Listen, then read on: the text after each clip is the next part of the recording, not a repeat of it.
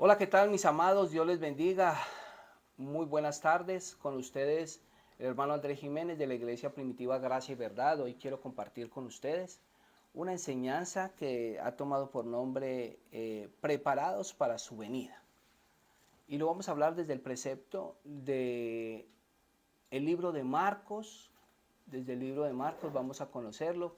Vamos a ver Marcos capítulo 13, versículo 1 al 4, al 5 aproximadamente. Marcos capítulo 13, versículo 1 al 4. Primero quiero hacerles un contexto histórico, un hecho histórico de cómo sucedieron las cosas en esa época, qué era el enfoque que tenía Juan Marcos respecto al tema de escribir este evangelio sinóptico. Marcos, como ustedes lo saben, Marcos no fue uno de los apóstoles de Jesucristo, simplemente fue un colaborador muy acercado, muy cercano al apóstol Pedro. Eh, Se podría decir que la gran mayoría de situaciones que transcribía aquí este escriba, porque era un escriba, eh, era enfocado a lo que Pedro le pudo haber enseñado o lo que logró ver posteriormente acerca de la compañía que tuvo con algunos de los apóstoles. Juan Marcos, su nombre se conocía así, lo vemos en Hechos 12:12. A él le llamaban, como apodo le colocaban Marcos, pero su nombre era Juan, entonces le decían Juan Marcos. El propósito de él era tratar de hablar de la humanidad de Jesucristo, no tanto de las señales o milagros que él podía hacer, sino realmente lo que él deseaba con todo su corazón era mostrar la humanidad de Jesús, ¿cierto? En este sentido, Marcos trata de hablar bajo tres condiciones fundamentales en este libro. Uno, habla de cómo el libro podía estar estructurado, cómo hablar acerca de lo que es los tiempos escatológicos, que lo vemos en el libro en el capítulo 4 y capítulo 13 del libro de Marcos. Vemos estos capítulos que se enfocan a enseñanzas que se acercan al fin de los tiempos, lo que Jesucristo quería enseñar que iba a suceder al final de los tiempos. Así las cosas, mis amados, eh, vemos que este fue un libro que fue escrito aproximadamente en el año 140 después de Jesucristo, ¿cierto? Un libro que fue necesario para la iglesia para complementar cosas que eran necesarias dentro de la misma iglesia, ¿cierto? Este libro está comprendido dentro de 16 capítulos muy fundamentales, pero no quiero ahondar tanto en ellos, sino hablar en realidad cuál era el propósito de lo que Jesucristo le estaba hablando a los líderes religiosos acerca del tema del fin de los tiempos, cómo iba a suceder el fin de los tiempos. Y por eso Dios me ha dado en el corazón este nombre de la enseñanza es preparados para su venida. ¿Cómo está la iglesia preparada para su venida? Si entiende cómo han sucedido las cosas, cómo han venido sucediendo y qué es lo que en realidad nos espera a nosotros, ya que en este tiempo tan complejo que estamos viviendo a nivel mundial a causa de todo lo que el sistema mundial nos quiere corromper. Entonces vamos a irnos al libro de Marcos capítulo 13 versículo 1 al 4 y dice así: Saliendo Jesús del templo, le dijo uno de sus discípulos: Maestro, mira qué piedras y qué edificios. Jesús respondiendo le dijo: ¿Ves estos grandes edificios? No quedará piedra sobre piedra que no sea derribada. Y se sentó en el monte de los olivos frente al templo, y Pedro, Jacobo, Juan y Andrés le preguntaron aparte: Dinos, ¿cuándo serán estas cosas? ¿Y qué señal habrá cuando todas estas cosas se hayan cumplido? Amado Señor de la gloria, te damos gracias, Padre, por darnos la oportunidad y el privilegio, Señor, de conocerte a través de las Escrituras, Señor. Te pedimos de todo corazón que seas tú guiando, Señor, el pensamiento, las palabras, que pongas el denuedo, Señor, que pongas la gracia en mis labios, Señor, y que no sea palabra de carne ni sangre hablando, Señor, que podamos conocer en realidad aquellas cosas, Señor, que nos cuestan, Señor, como ser humanos comprender acerca de lo que está sucediendo, de lo que nos viene al final de todos los tiempos, Señor. Te pedimos, Señor, que seas tú hablando a los corazones de cada uno de mis hermanos que se encuentran ahí en la audiencia, Señor. A los hermanos en la iglesia primitiva Gracia y Verdad allá en Marinilla, Señor. Que seas tú tocándole su corazón, y a los hermanos que se encuentran aquí en Valdivia presentes en este lugar, Señor. Sobre sus vidas, que seas tú acompañándolos, Señor. Que seas tú guiándolos, amado Padre de la Gloria. Te lo pedimos, te lo suplicamos, en el nombre de Cristo Jesús. Te damos honor y gloria esta tarde. Amén, amén y amén. Hermanos, hay algo fundamental que debemos comprender, y es que el Señor Jesucristo siempre estuvo preparando a su pueblo sobre cómo iba a ser su venida. El Señor Jesucristo siempre habló de manera clara para los que podían entender lo que Él quería, pero si observamos las Escrituras, habían cosas que eran imposibles que ellos pudieran entender. Y tanto fue así que Él lloró cuando llegó a Jerusalén, porque muchos sucesos les iban a ser ocultos al pueblo y muchas cosas iban a padecer por la dureza del corazón del mismo pueblo judío, por la dureza del corazón de lo que ellos esperaban. No entendían cada palabra que el Señor hablaba, porque su propósito era hablarles al corazón, pero ese corazón duro no les dejaba entender los propósitos de Dios a sus vidas. Jesús, por medio de todas las señales que mostraba y la manera tan sabia de confrontar a los líderes religiosos, demostró lo que Él sabía, que no podía provenir de sabiduría humana, sino que todo lo que Él sabía, todo lo que Él hablaba, efectivamente venía era del cielo. Recuerden que hubo un momento en que el Señor Jesús les dijo: mi reino no es de este mundo, mi reino es en el cielo. Pero ¿por qué fue el templo lo más sagrado para el pueblo judío? Y eso es lo que vamos a tratar de descubrir hoy.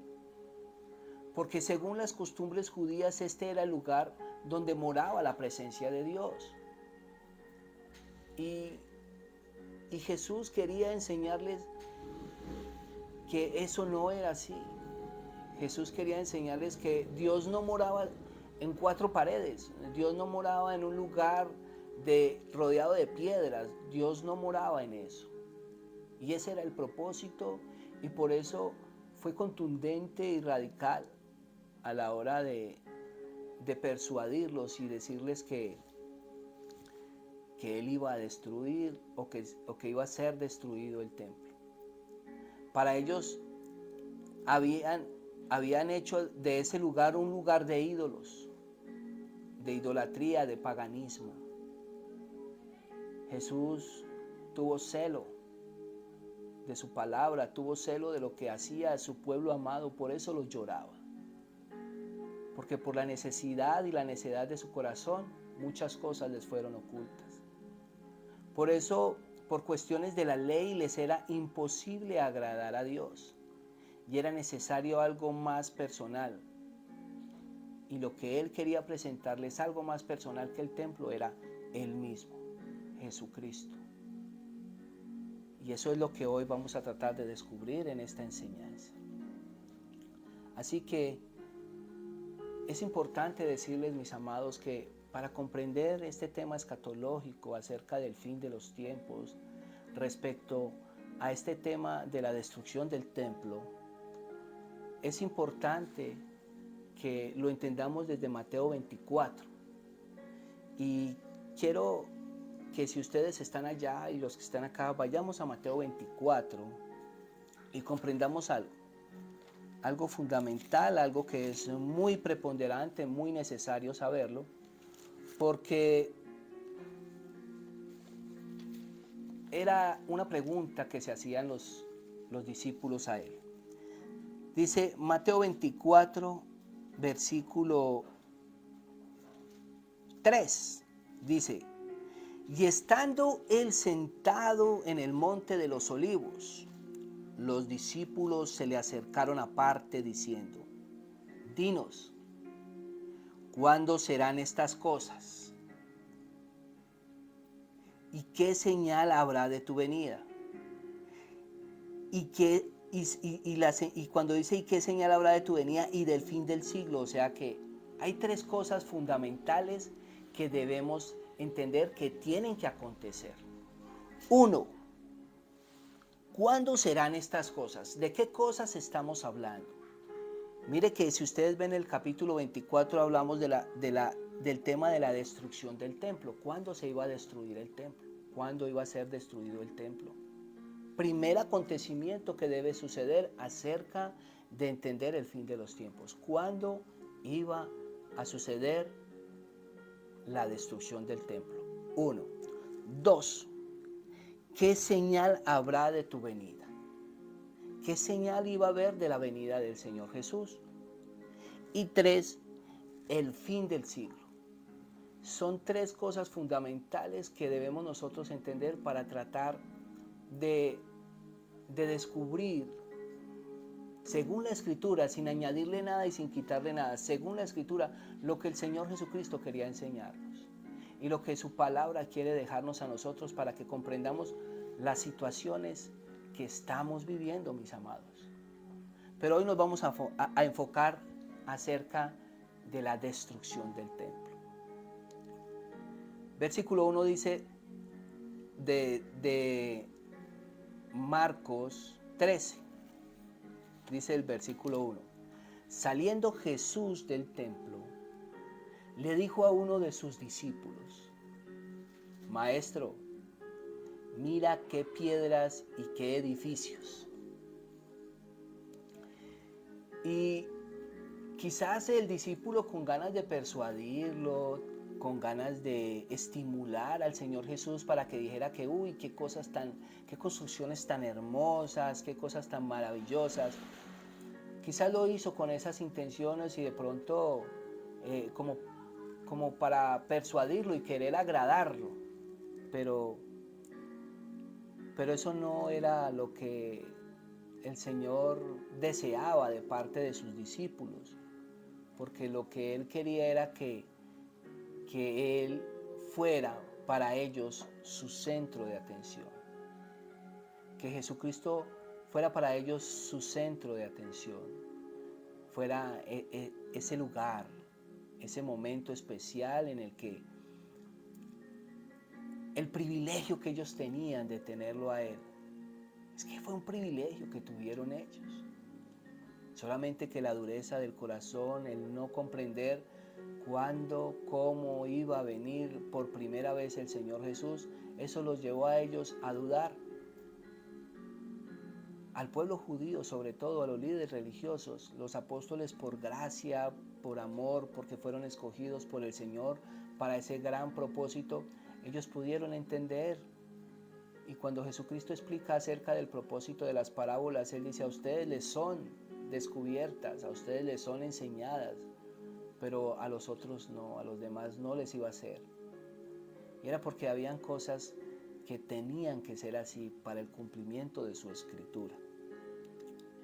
Vemos que el templo, mis amados, el templo fue construido durante el reinado de Herodes el Grande, aproximadamente 20 años antes de Jesucristo.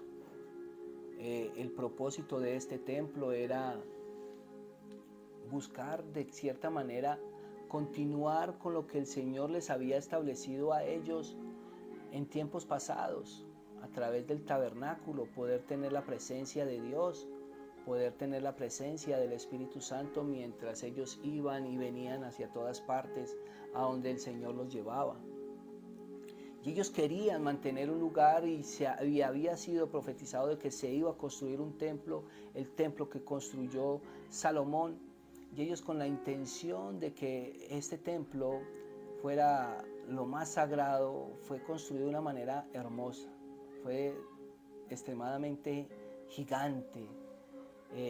Tenía unas medidas de 12 metros de longitud, de 3 por 3 hacia los demás lados. O sea, era una construcción extremadamente maravillosa, hermosa, gigantesca.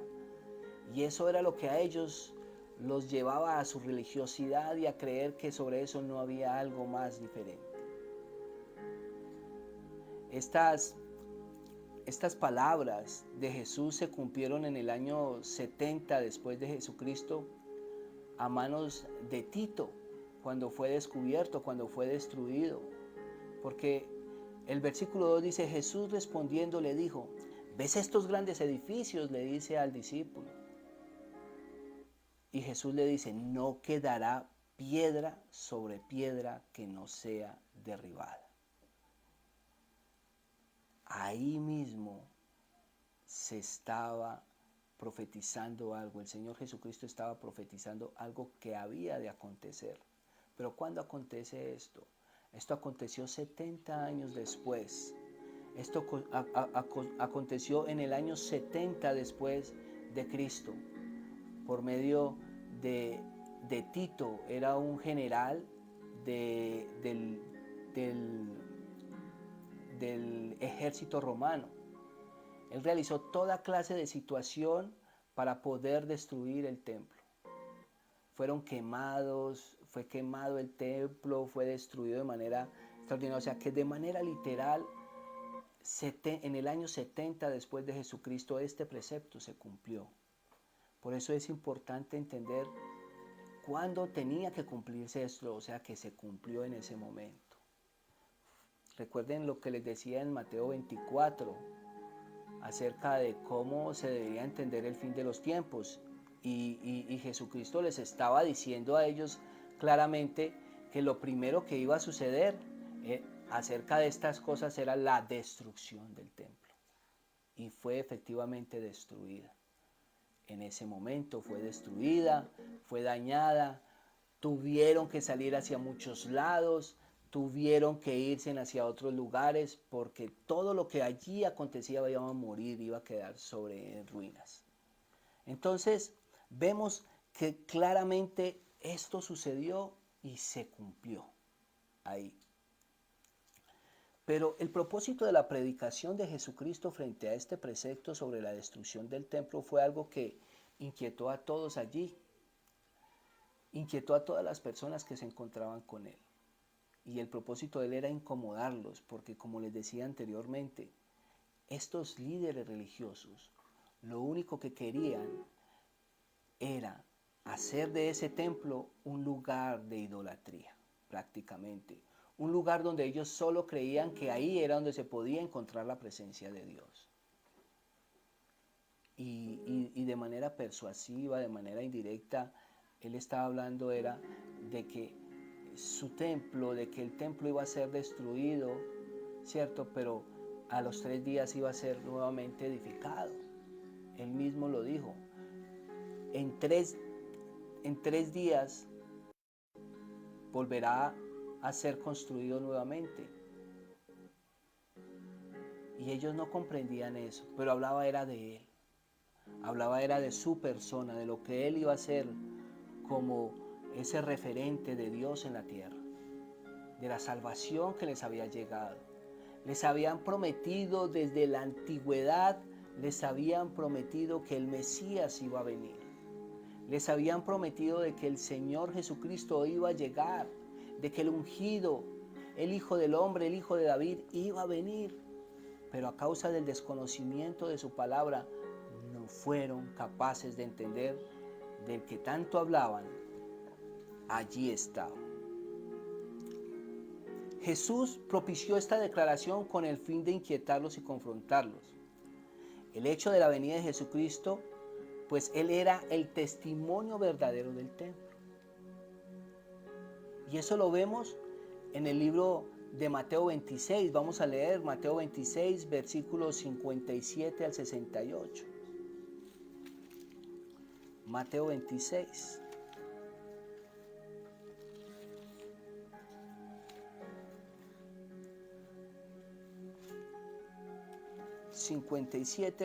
Al 68.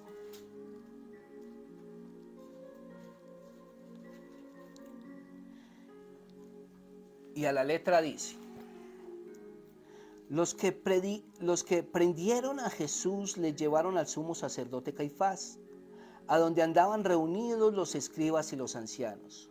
Mas Pedro le seguía de lejos hasta el patio del sumo sacerdote, y entrando se sentó con los alguaciles para ver el fin.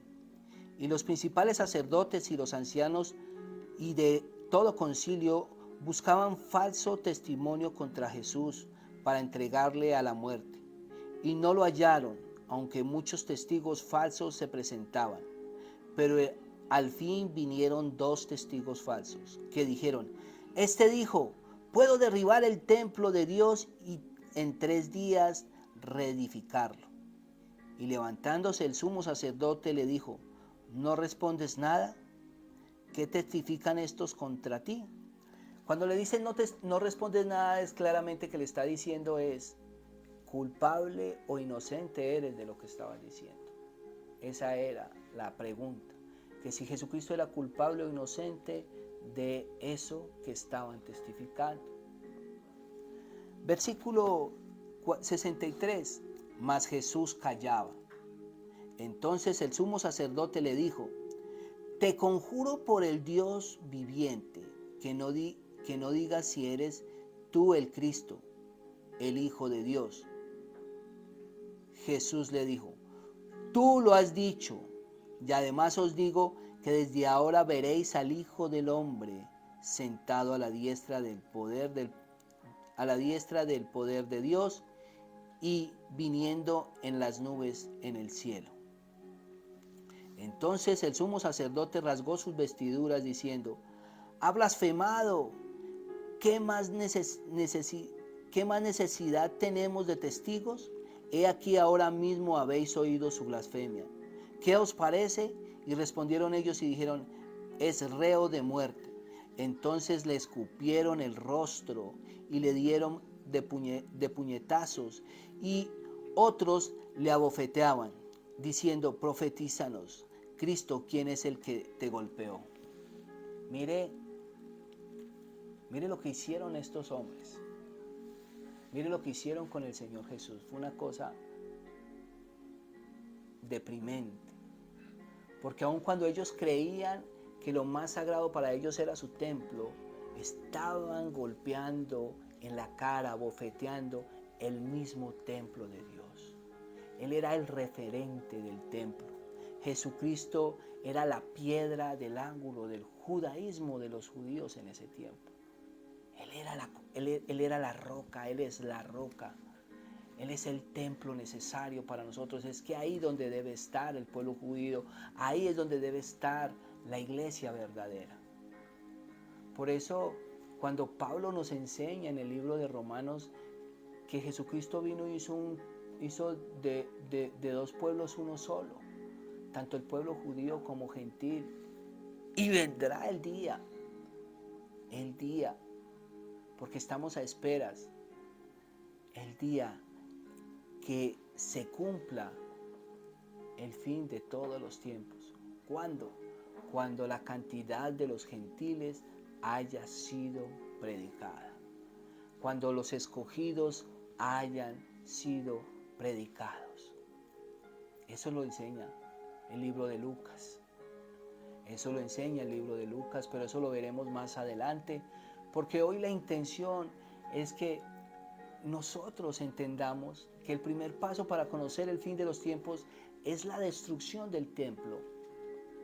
Y el templo efectivamente, como se los decía, fue destruido por el general Tito 70 años después. Se cumplió de manera literal. Y debemos entender también qué cosas deben suceder en el tiempo pasado, otras en el tiempo presente y otras en el tiempo futuro. Y de las cosas pasadas entendamos que este primer paso que les dijo, le clamaban los discípulos al Señor Jesús de cómo entendemos este fin de los tiempos en Mateo 24, es que era esto, la destrucción del templo. Mis amados, Jesucristo puso fin al orden del templo del judaísmo para él convertirse en el verdadero templo de la iglesia, para él convertirse en el lugar predilecto donde nosotros debemos estar siempre, a quien debemos estar ceñidos, a quien debemos estar sometidos. Pero verdaderamente confronta mucho porque hoy la iglesia, confundida por muchas situaciones, a veces no guardamos de manera sincera y con amor lo que las escrituras nos enseñan. Nos dedicamos a leer una parte de la escritura y no intentamos interpretarla de la forma correcta. Yo pido al Señor para que ilumine el corazón de cada uno de ustedes, para que ilumine el corazón de todas aquellas personas que han sido escogidas y llamadas a ser el pueblo santo del Señor. Pero de manera implícita también vemos que Él estaba señalando su muerte y destrucción de su cuerpo humano. Él lo estaba diciendo, Él se los dijo: en 3 días construiré este templo. Y era al tercer día su resurrección. Su resurrección, su nueva humanidad, su nuevo cuerpo ya vestido de gloria, glorificado. Cuando fue glorificado y subió al cielo. Él es el verdadero templo. El templo era el simbolismo, era la tipología de lo que es Cristo para nosotros. Y eso lo vemos a través de toda la historia bíblica, mis amados. Por eso necesitamos estar preparados para su venida. Por eso la enseñanza es de que debemos estar preparados para la venida del Señor, pero estamos guardando el templo del Señor, que es el cuerpo de nosotros, el templo del Espíritu Santo donde mora Él. Estamos haciendo las cosas de forma correcta. Estamos entendiendo al Señor Jesús como lo suficiente para la humanidad, pero la humanidad vive afanada, egoísta, como lo ven ustedes en el pueblo judío, de lo que les estoy contando acerca de cómo ellos trataban de tener la razón frente a sus costumbres judías. No comprendían cómo un ser humano venía a hablarles de estas cosas. Pero lo triste es que no tenían cómo responderle. No tenían cómo decirle a él algo diferente, porque cada palabra que él decía surtía de mucha validez, de mucha responsabilidad, surtía de toda la verdad. Jesucristo es la verdad. Su palabra es la verdad. Y aunque nos cueste mucho entenderla, y aunque a muchos cristianos dentro de la iglesia nos cueste someternos a ella, yo les digo con todo cariño: Él es la verdad. Jesucristo lloró en Jerusalén debido a la dureza de su corazón. Vámonos a Lucas 19, 41, 44. Lucas 19.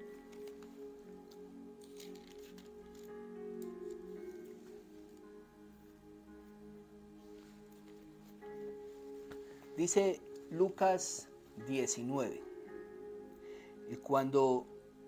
Lucas 19, versículo 41 al 44.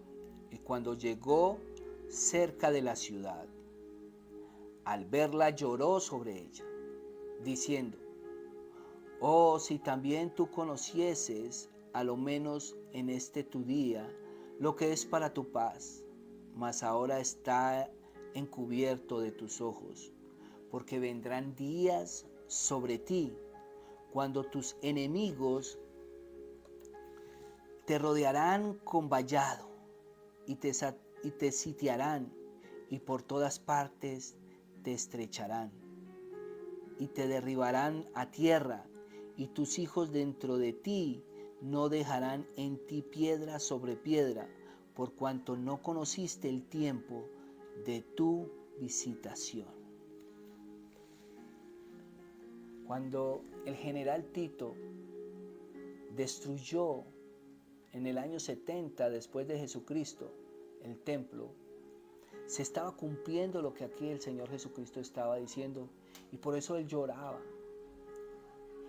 Y no lloraba porque en realidad él no pudiera hacerlo, él pudo haberles dicho, pero no era el propósito, porque su palabra tenía que cumplirse, porque era parte de la justicia de Dios. Y les fue encubierto de los ojos, del entendimiento, todo lo que debían saber. ¿A causa de qué? Dice, y a tus hijos, dice, y te derribarán a tierra, y a tus hijos dentro de ti, y no dejarán en ti piedra sobre piedra, por cuanto no conociste el tiempo de tu visitación. No estamos entendiendo los tiempos de Dios. Así como estaba el pueblo judío antes, que no entendía el tiempo, no entendía los tiempos, no conocía cómo era que había de venir aquel Mesías en su primera venida. Así estamos ahora. La humanidad está así ahora, está persuadida por el sistema.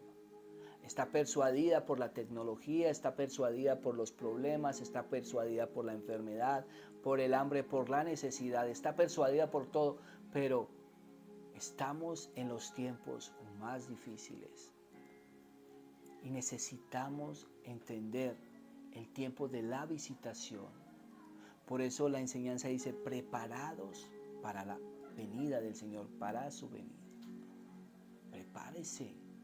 Pero no se prepare como usted ir y prepararse algo de comer en la cocina, no, prepárese en oración, en estudiar, en escudriñar su palabra, porque el Señor Jesucristo lo dijo claramente, que debemos escudriñar su palabra porque parece que ahí está la verdad. Pero queremos hallar las verdades de Dios a través de los sueños. Queremos hallar las verdades de Dios a través de visiones. Queremos hallar las verdades de Dios a través de profetas. Queremos hallar las verdades de Dios a través de otras cosas. Pero ¿cómo van a hallar la verdad de Dios? ¿Cómo van a conocer el tiempo de Dios si no tienen un encuentro con el Señor a través de las Escrituras? ¿Cómo van a entender su venida? ¿Cómo vamos a entender qué tiempo estamos viviendo si no nos enfrentamos a las Escrituras? Es triste ver hoy en día cristianos dentro de la misma iglesia, cantantes de música cristiana, que les preguntan qué es el Pentateuco y no saben qué es eso. No saben que es lo mínimo, son cosas básicas, fundamentales, porque no conocen al Señor, no conocen su palabra, desconocen los tiempos, desconocen todo lo que allí está escrito. Les preguntan qué es el Evangelio, no saben, pero dicen ser cristianos. Qué cosa tan ilógica que se vive en la iglesia. Se lo aceptamos a las personas de afuera del mundo, se lo aceptamos a los impíos, a los gnósticos, a los ateos que no entiendan eso, pero a veces ellos, por querer tener contrariedad con el Señor, aprenden muchas más cosas de la Escritura que nosotros, pero no creen en Dios y desconocen los tiempos también. Y hoy que nosotros somos privilegiados de tener los 34,000 versículos y un poco más de su palabra, y no lo leemos. Y por el desconocimiento de su palabra, por eso el Señor lloraba por Jerusalén. Por eso el Señor lloraba por el pueblo judío, porque no entendían el tiempo. Porque cuando vino ese momento de la destrucción del templo por el general Tito, En ese momento, todo lo que habla acá el Señor, dice, cuando tus enemigos te rodearán vallado y te sitiarán y por todas partes te estrecharán. Eso vivieron. Vivieron dificultades, problemas, no hallaban para dónde coger, no hallaban para dónde ir. ¿Por qué? Porque fue una cosa aterradora. Y hoy vemos las situaciones que pasan en el mundo, que pasan en nuestro alrededor, y nos hacemos de los ojos ciegos y los oídos sordos como si no tuviera nada que ver con nosotros. Y nos acostumbramos a vivir como esas personas, nos acostumbramos a vivir como los incrédulos, nos acostumbramos a vivir como los apóstatas de la fe. Y los aceptamos y se les dice cualquier cosa y no pasa nada. ¿Por qué lo juzgas? ¿Por qué le dices esto? ¿Por qué le dices lo otro? De eso no se trata, mis amados. Si somos cristianos y decimos ser cristianos, debemos entender que estamos viviendo lo más difícil, porque esta es la última generación. La Biblia dijo que en aquella generación era cuando se iba a destruir en el templo, dice, hasta esta generación, o sea, hasta la generación del pueblo de aquella época, o sea, por eso se destruyó el templo y se cumplió su palabra 70 años después, porque fue en esa generación, o sea que ahí se cumplió una de las primeras situaciones del fin de los tiempos en Mateo 24. Pero hoy que gozamos con la presencia del Espíritu Santo, porque ellos no lo gozaron. Los judíos en su momento, cuando Jesucristo les predicaba, obviamente no tenían el Espíritu Santo, porque el Señor no se había ido. Y les era difícil discernir y entender muchas cosas. Pero ellos tenían algo hermoso que tenían: los profetas y la Escritura. Y debía ser para ellos suficiente. Pero a causa de la necedad, de la dureza del corazón, de que no había convencimiento del pecado y de la dureza del corazón, el Señor Jesucristo también dejó por esa causa el Espíritu al Paracleto, para que convenciera de todo pecado, de juicio y de justicia.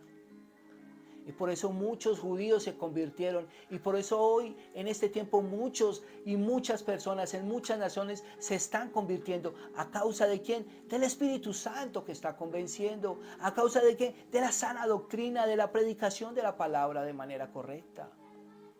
Y no es por lo que tú sueñes, sino por lo que tú visiones. Y no es por lo que otro te profetice, porque la mayor de las profecías es la palabra. Debe ser suficiente. No necesitamos escuchar nada más diferente que lo que aquí está escrito, mis amados. Debe ser suficiente, pero cuando el cristiano se enfrenta a la Escritura, a estudiar, a leerla, lo atrapa el sueño, la pereza, la desidia. Pero cuando vienen los problemas, ya no tiene sueño porque vive pensando, atrapado en cómo solucionar el problema. ¿Cómo voy a solucionar esto que no tengo dinero? ¿Cómo voy a solucionar esto para pagar allí, para pagar lo otro? Ahí sí no tiene sueño. Porque el Dios del dinero lo tiene atrapado. La debilidad te tiene confundida, te tiene distraído del tiempo de la visitación. Y por eso lloraba, y estoy seguro que hoy el Señor está escogiendo su iglesia, ya la escogió. Pero hasta que no se cumpla el tiempo, de su venida, que a propósito es algo que no lo sabe nadie. Y eso lo vamos a ver en la segunda enseñanza. Pero es importante, mis amados, que Jesucristo fue a purificar el templo. Él mismo lo enseñó. Él vino a purificar el templo, a sacar toda la suciedad. Él vino a purificar tu vida, tu alma, tu corazón. Vino a purificar tu hogar. Vino a purificar tu mente que está atraída por las cosas de este mundo. Ese es el propósito del Señor Jesús, mis amados. Mire lo que dice Lucas, versículo 45 al 48.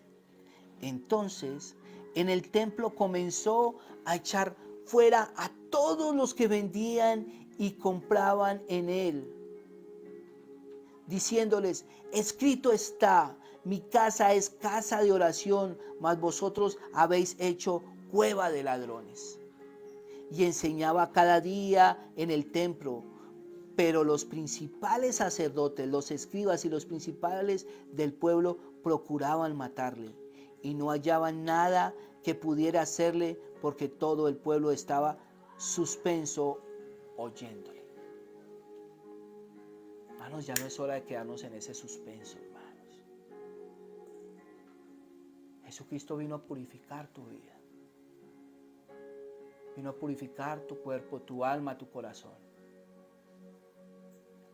En ese momento el pueblo judío quizás no quiso entenderlo porque no querían, había dureza del corazón, pero estamos viviendo la misma dureza de hoy. Los líderes religiosos estaban duros y hoy estamos la iglesia dura de corazón. De entender de que el Señor quiere purificarnos todo lo que hagamos.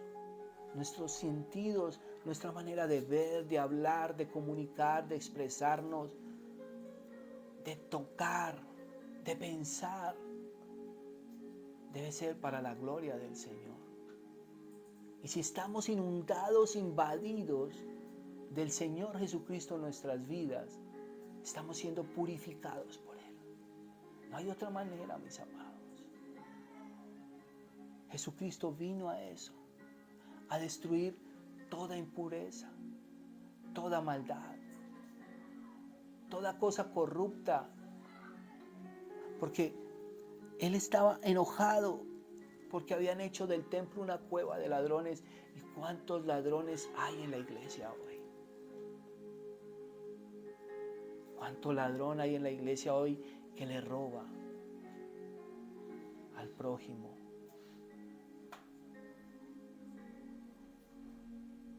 Que le roba a la iglesia, pactando, diciendo tantas cosas, hermanos. En ese evangelio de la prosperidad, quitándole el dinero, jugando con la fe de la gente. El Señor está triste. El Señor está triste y está enojado porque está viviendo bajo la ira de Dios. Estamos en un tiempo de apostasía, donde quieren hacer del evangelio un mercader, donde quieren hacer del evangelio algo que en realidad no está bien delante del Señor. Y es triste. ¿Ustedes se acuerdan del diácono Esteban, el cual fue escogido por los apóstoles en el libro de los Hechos? Y el diácono Esteban no fue apóstol, fue una persona que amaba el evangelio, que amaba al Señor, y fue escogido para que ayudara en muchas necesidades dentro de la iglesia. Pero tenía algo, estaba lleno del Espíritu Santo. Y no de esa llenura del Espíritu Santo que hoy muchas iglesias de la prosperidad o otras iglesias desean y anhelan. Él estaba lleno del Espíritu Santo porque entendía el propósito de la palabra, porque conocía las Escrituras claramente, porque sabía de quién él estaba predicando, de quién él tenía que predicar. Esteban, lleno del Espíritu Santo, dio un discurso muy cuidadoso de la historia de Israel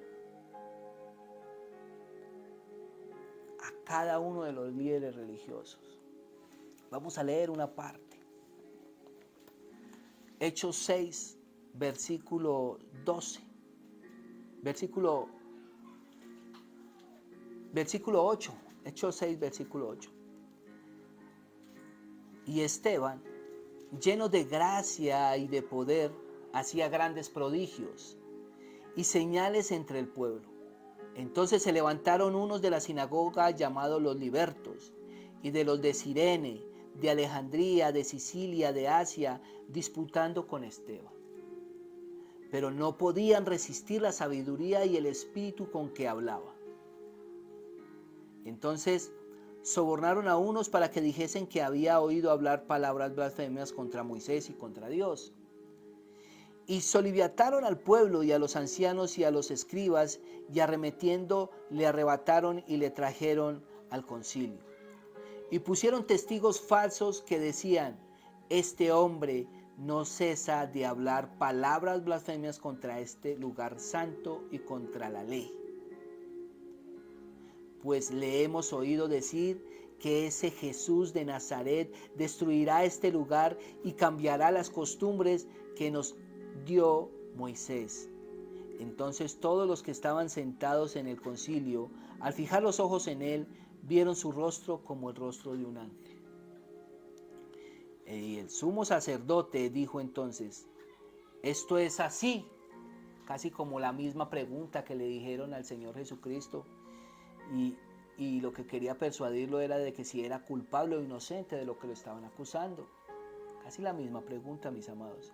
Y él dijo: varones hermanos y padres, oíd, el Dios de la gloria apareció a nuestro padre Abraham, estando en Mesopotamia antes que morase en Harán. Y le dijo: sal de tu tierra y de tu parentela y ven a la tierra que yo te mostraré. Para no leerles, porque es un pasaje demasiadamente largo, es una historia, es un discurso que arma Esteban para su defensa de lo que lo estaban acusando. Él defendió y refutó los cargos que habían en su contra. Pero ¿cómo los defendió? ¿Cómo lo hizo? Como muchos hoy no lo hacemos. Hoy la humanidad se defiende en su humanidad. Hoy el ser humano se defiende en sus conceptos, en sus palabras, en su manera de vivir, en su propia costumbre, en la fuerza, en la palabra más denominada desde hace unos años para acá, que usted no sabe quién soy yo, y se empiezan a defender. Buscan maneras de defender su vida, de hacer muchas cosas, cuando traman. Pero en realidad aquí vemos un Esteban lleno del Espíritu, pero era el Espíritu de su palabra, porque él contó toda la historia de cuál era el propósito del templo, de lo que hoy ellos les afectaba mucho que se fuera a destruir. Desde Abraham fue escogido Abraham para ello, para establecer por medio del pueblo un lugar santo, un lugar donde se pudiera adorar. Un pueblo escogido. El Señor escogió un pueblo para que lo adorara, para que lo agradara, para que lo disfrutara. El Señor escogió un pueblo para su gloria. Y Él hace todo el recuento histórico. Pero por eso le digo que Esteban lo hizo de la forma correcta, recordando la misma ley, porque él la conocía. Porque él conocía claramente cada uno de los hechos históricos que sucedieron. Y porque él quería demostrarles a través de la misma ley y de los profetas que lo que había sucedido era para avergonzar el mismo pueblo judío y darles a entender que Jesucristo, de quien hablaba en ese momento acerca del templo, era de él mismo. Él no quiso mostrar celo por la ley. Él no quiso mostrárselo ni por la ley ni por el templo, mis amados. Él quiso mostrar, fue el celo por defender el Evangelio. Por defender el Evangelio, mis amados. Él quiso mostrar el celo por defender el Evangelio. Usted defiende el Evangelio, amado creyente. Usted defiende el Evangelio, usted defiende la palabra. Cuando hablamos del Evangelio, es el tema de la vida, muerte y resurrección de Cristo. Está dispuesto a ello, como lo hizo Esteban, el primer mártir de la iglesia. Estaba dispuesto a lo que fuera. por defender el Evangelio, por defender la palabra del Señor. No la ley, porque por la ley estaban siendo condenados y iban a ser juzgados el pueblo judío. Porque guardaban preceptos de ley para proteger ese templo, para que no fuera destruido. Pero eso no iba a servirles de nada. Porque Jesucristo cuando vino a derribarles esos preceptos en su mente, en su moral y en su costumbre. Los judíos tenían la misma conducta de incredulidad y rebeldía por los propósitos de Dios en el pasado. Mire que ellos estaban comportándose de la misma situación cuando tuvieron esos problemas en el tiempo pasado, el pueblo judío. Bajo la rebeldía, bajo la idolatría, hoy un día estaban adorando a Dios y otro día ya no lo adoraban porque se dejaban contaminar por otros pueblos. Se dejaban contaminar del pueblo babilónico cuando fueron sitiados por Babilonia. Se dejaban contaminar y seguían las costumbres de otros pueblos cuando Dios es celoso por ello. Dios es celoso por ello, mis amados. O sea que estaban viviendo la misma rebeldía, la misma manera de idolatría, porque creían que eso era lo único que podía satisfacerles, como si un lugar, un templo, un edificio fuera a durar para siempre. Y el Señor Jesucristo se los profetizó y les dijo, eso no dura para siempre. Y se cumplió 70 años después, cuando el general Tito sitió a Jerusalén y les derrumbó y les destruyó el pueblo. Eso era. Jesucristo lo profetizó y se cumplió, mis amados.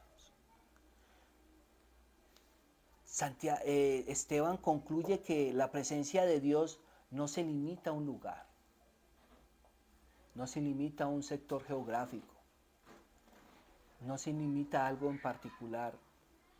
Más bien se trata de que la única manera de estar en la presencia de Dios es por medio de Jesucristo y el Espíritu Santo. Esteban entendió eso en su vida y por eso tuvo el denuedo para levantarse y recordar por medio del Espíritu Santo, la iluminación del Espíritu Santo, cómo era que había de ser llevado el templo y cómo ahora en el nuevo pacto, después que Jesucristo vino y murió, teníamos el nuevo templo en nosotros. Primera de Corintios 6, versículo 19 al 20.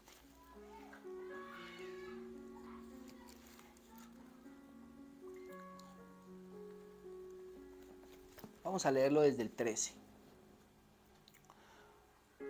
Todas las cosas me son lícitas, mas no todas me convienen. Todas las cosas me son lícitas, mas yo no me dejaré dominar de ninguna. Las viandas para el vientre y el vientre para las viandas, pero tanto el uno como el otro, como las otras, destruirá Dios. Pero el cuerpo no es para la fornicación, sino para el Señor, y el Señor para el cuerpo. Y Dios, que levantó al Señor, también a nosotros nos levantará con su poder. ¿No sabéis que vuestros cuerpos son miembros de Cristo? Quítate pues los miembros de Cristo y los haré miembros de una ramera. De ninguna manera, de ningún modo. ¿O no sabéis que el que se une con una ramera es un cuerpo con ella? Porque dice, los dos serán una sola carne. Pero el que se une al Señor, un espíritu es con él. Huid de la fornicación. Cualquier otro pecado que el hombre cometa está fuera del cuerpo, mas el que fornica contra su propio cuerpo peca. ¿O ignoráis que vuestro cuerpo es templo del Espíritu Santo, el cual está en vosotros, el cual tenéis de Dios y que no sois vuestros? Porque habéis sido comprados por precio. Glorificad pues a Dios en vuestro cuerpo y en vuestro espíritu, los cuales son de Dios. Así que vuestro cuerpo es el templo del Espíritu. Así que vuestro cuerpo es nuestro culto racional, lo dice Romanos 12:2. Y en vuestro cuerpo debemos glorificar a Dios, guardarnos para Dios, ceñir los preceptos para Dios. Pero el pueblo judío y la iglesia de hoy ignora esas cosas. El pueblo de hoy lo ignora. Y Esteban había comprendido esa situación, mis amados. Pero Pablo en Corintios lo afirma y se lo recalca en una situación que estaban viviendo la iglesia de Corinto, mis amados. Así que hoy la enseñanza es que estemos preparados para su venida. ¿Será que no estamos contaminados con fornicación, algunas clases de idolatrías, malos pensamientos, deseos vergonzosos, yugos desiguales? De esa manera estás preparado para la venida de Dios. Recuerde que el Señor lloró porque el pueblo judío no entendía el tiempo de la visitación.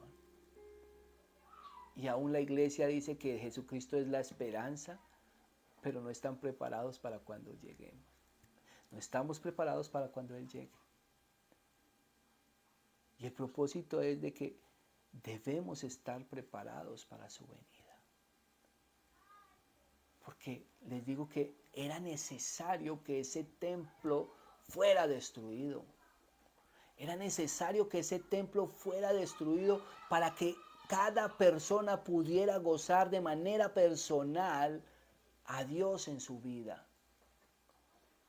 Para que cada uno de nosotros pudiéramos tener una relación íntima, personal con Dios y con el Señor Jesucristo y su Espíritu Santo. Por eso Jesucristo vino a romper esos preceptos, a cumplirles el verdadero propósito de intimidad y confianza con Dios que solo iba a estar en Él. Mis amados, esta es la enseñanza, hasta aquí me ha ayudado el Señor. Recuerden, preparados para la venida de Dios. Prepárese para eso. Preparémonos para estos tiempos, porque no podemos jugar más al ser cristiano. No podemos jugar más a ser una iglesia. No podemos jugar más a ser una persona que muestre mucha piedad. Porque el corazón lo conoce el Señor. El Señor conoce nuestras intenciones. Estamos jugando para ser un pastor, para ser un diácono, para ser un evangelista, para ser un cantante, un cantante de alabanza de la iglesia. No, todo tiene un propósito, todo tiene una misión, todo tiene una necesidad, todo se hace con honor, con honra para el Señor. Porque tenemos que estar preparados, que no nos pase como Mateo 25 habla acerca de las vírgenes sensatas e insensatas. Que no nos pase como esas insensatas que no tenían el Espíritu Santo en sus vidas, que no tenían esa velita encendida en su corazón. Así que si se encuentra usted hoy apagado, triste, acongojado, ocupado por la situación de la vida o porque has pecado y ya estás en una situación difícil en tu vida, es momento de que vuelvas a casa, vuelvas a los brazos del Señor, de que te arrepientas, que te pongas en el camino y en la intención correcta y te prepares para la venida del Señor. Te prepares. Porque ciertamente nadie sabe ni el día ni la hora en que el Señor venga, pero ay, ¿qué sería de mañana si hoy nos durmiéramos y yo no vea a mi pareja al lado y ella sí se fue y yo me quedé? Qué triste eso. Me levanto y no veo a mis hijos y me quedé yo. Piense eso. Piense eso. Piensen que no puedes jugar. No puedes jugar a ser el cristiano. No puedes jugar a ser una excelente persona. Simplemente vive tu vida para agradar a Dios y entiende el tiempo de la visitación del Señor a tu vida. Mis amados, fue un gusto haber compartido con ustedes esta enseñanza. Esperamos en el Señor que el próximo miércoles nos podamos reunir de la misma manera y poder continuar con esta enseñanza escatológica acerca del fin de los tiempos, cómo era que debía suceder, qué era lo primero que debía suceder, y era destruir el templo. Y ya observamos que a través de la historia, la misma historia nos muestra de que en el año 70 después de Jesucristo fue sitiado el pueblo de Jerusalén y fue destruido el templo. Ese hecho ya sucedió. Ahora vamos a pasar a la segunda pregunta que le cuestionaba a los discípulos en Mateo 24, era que cuándo era la venida de Él. Y eso lo vamos a ver en la próxima enseñanza, mis amados. Dios los bendiga. Los quiero mucho. Con ustedes su hermano pastor Andrés Jiménez, Iglesia Primitiva Gracia y Verdad. Dios los bendiga. Chao, chao.